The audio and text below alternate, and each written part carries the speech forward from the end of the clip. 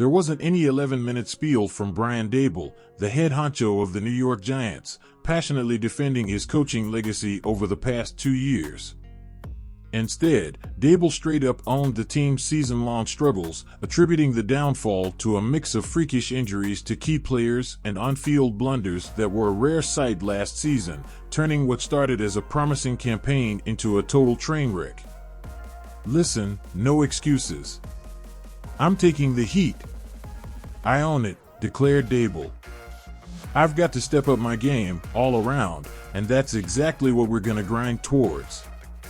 Daboll's coaching style has always been about keeping things low-key in public, steering clear of publicly throwing anyone under the bus or getting too emotional while addressing the media about the team's glaring issues.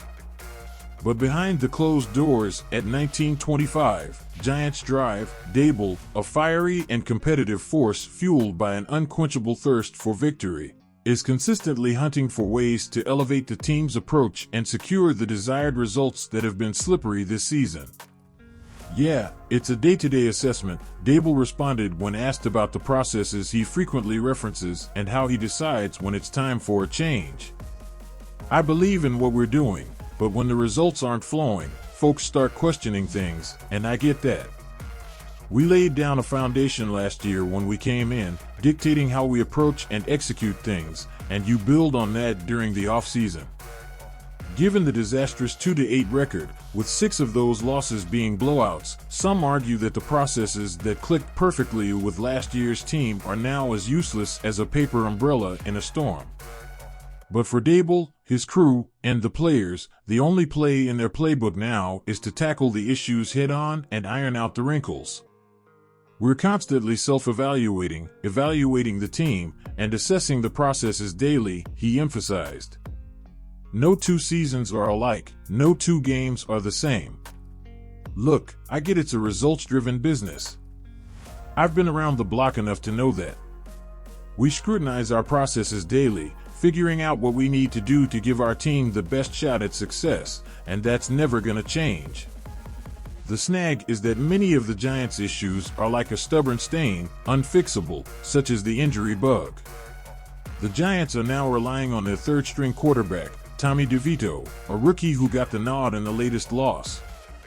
While the defeat isn't solely on DeVito, the fact that he was thrown into the lion's den before he could catch his breath is a decision the team was forced to make. Then there's the defensive struggle. Defensive maestro Wink Martindale has been all in on the blitz and a love for man coverage. However, with a battered and inexperienced defensive secondary, the results have been a mixed bag, verging on disastrous.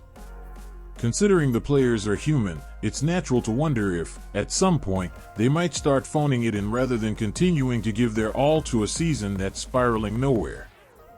Daboll doesn't foresee that happening. "We take immense pride in what we do and how we do it, and we won't always get the results we want. So the tough part is bouncing back after a setback and gearing up for the next week," he asserted. "Look, we're all human. Everyone wants to win and do everything in their power to hit that goal, and we take pride in those efforts. But the results haven't shown up, so I get it's a results-driven business, and we're busting our tails to turn things around."